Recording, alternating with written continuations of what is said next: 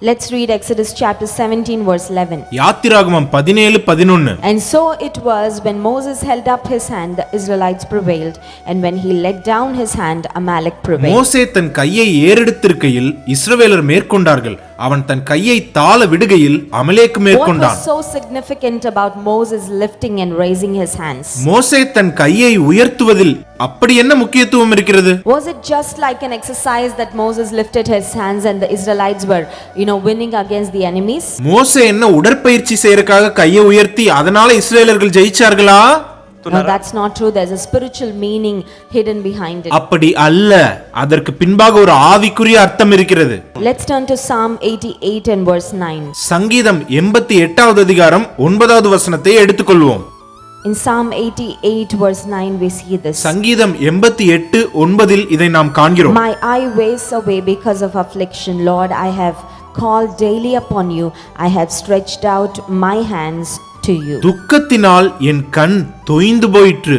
கர்த்தாவே, அனுதினமும் நான் உம்மை நோக்கி கூப்பிட்டு உமக்கு நேராக என் கைகளை விரிக்கிறேன். We see that this is a song written by the sons of Korah. இந்த சங்கீதம் கோராவின் குமாரர்கள் எழுதியது என்று நாம் காண்கிறோம். And the sons of Korah were godly men. கோராவின் குமாரர்கள் தேவபக்தியுடைய மனிதர்கள். They said, Lord, when we are in trouble, we lift our hands to you and we cry out to you. அவங்க சொல்றாங்க, ஆண்டவரே, நாங்க பிரச்சனையில கஷ்டத்துல இருக்கும்போது எங்க கைகளை உயர்த்தி உம்மை நோக்கி கதறி அழுவோம் என்று. So lifting hands represents waiting upon the Lord in prayer and asking him in prayer. ஆகவே கரங்களை உயர்த்துவது கர்த்தருக்காக ஜெபத்தில் காத்திருப்பதை குறிக்கிறது. So Moses decided to pray for God's people as they were fighting. ஆகவே யுத்தம் செய்கிற தேவ ஜனங்களுக்காக ஜெபம் செய்ய வேண்டும் என்று மோசே தீர்மானித்தார். Joshua and all the other men went and they were fighting. யோசுவாவும் அவரோடு கூட உள்ள அனைவரும் சென்று யுத்தம் செய்தார்கள். Moses was doing his part, Joshua was doing his part. மோசே செய்ய வேண்டிய பகுதியை மோசே செஞ்சாரு,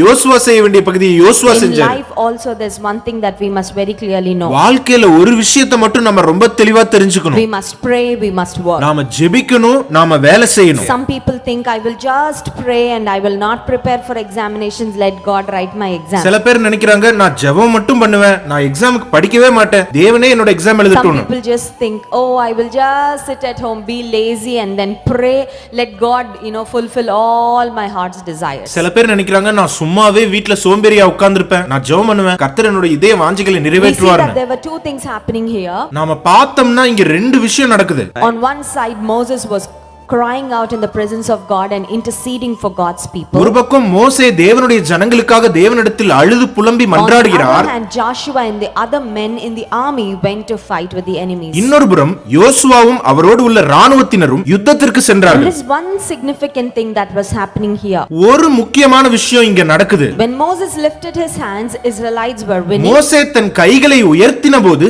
இஸ்ரவேலர்கள் ஜெயித்தார்கள். Moses is also a man, a human just like us. மோசேயும் நம்மை போல பாடுள்ள ஒரு மனுஷன்தான்.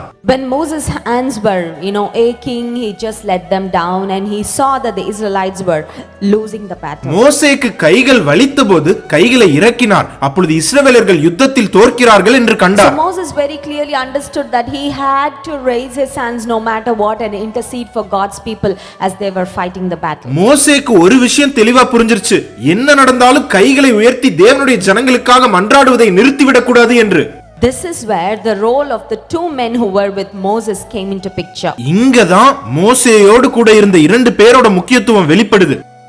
Let us read verse 12. 12வது வசனம். But Moses' hands became heavy, so they took a stone and put it under him and he sat on it. மோசேயின் கைகள் அசர்ந்து போயிற்று.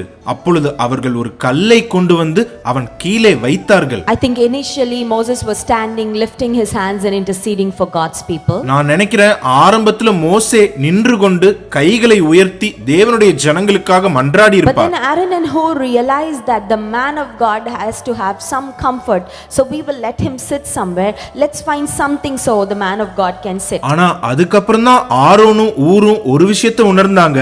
தேவனுடைய மனிதனாகிய மோசேக்கு ஓய்வு தேவை, அவரை எங்கயாவது உட்கார வைக்கணும், அப்படி ஏதாவது இருக்கான்னு தேடினாங்க. Aaron and Hur did not think about their own comfort, but they were thinking about the comfort of the man of God. ஆரோனும் ஊரும் தங்களோட சொந்த சௌகரியத்தை யோசிக்காம தேவனுடைய மனிதனாகிய மோசே சௌகரியமா இருக்கணும்னு யோசிச்சாங்க. They were thinking about how they can support the man of God so God's people can win in that battle. ஆரோனும் ஊரும் நாம தேவனுடைய மனுஷனாகிய மோசேக்கு உதவிகரமா இருக்கணும், அதன் மூலமா தேவனுடைய ஜனங்கள் யுத்தத்தில் ஜெயிக்கணும்னு So நினைச்சாங்க. the Bible says in verse 12, when Aaron and Hur supported his hands one on one side and the other on the other side, and his hands were steady until the going down of the sun. 12வது வசனத்தில் வேதம் சொல்லுகிறது, ஆரோனும் ஊரும் ஒருவன் ஒரு பக்கத்திலும் ஒருவன் மறுபக்கத்திலும் இருந்து அவன் கைகளை தாங்கினார்கள்.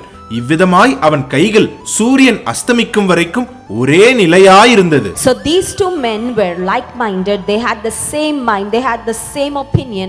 They wanted God's people to win somehow, and they wanted to do whatever they could do to support the man of God so the Israelites can win. ஆரோனும் ஊரும் ஒரு மனதோடு இருந்தார்கள். எப்படியாகிலும் தேவனுடைய ஜனங்கள் யுத்தத்தில் ஜெயித்து விட வேண்டும், அதற்காக தேவனுடைய மனிதனாகிய மோசேக்கு உதவிகரமாக இருந்தார்கள். Who were not thinking about their own battle, but they were thinking about the battle that the people of God were fighting. ஆரோனும் ஊரும் தங்களோட சொந்த வாழ்க்கையில் இருக்கிற போராட்டத்தை பத்தி நினைச்சிட்டு இருக்காம தேவனுடைய ஜனங்களுக்கான யுத்தத்தை குறித்து நினைத்தார்கள். These two men were thinking about how they can support Moses in his work. தேவனுடைய மனிதனாகிய மோசேக்கு எப்படி உதவலாம் என்று இவர்கள் யோசித்துக் கொண்டிருந்தார்கள். Today God is looking for people in the congregation who can work together with the men and women of God. இன்றைக்கும் கர்த்தர் தேவனுடைய மனிதர்களோடு இணைந்து செயல்படுகிற தேவ பிள்ளைகளை தேடுகிறார்.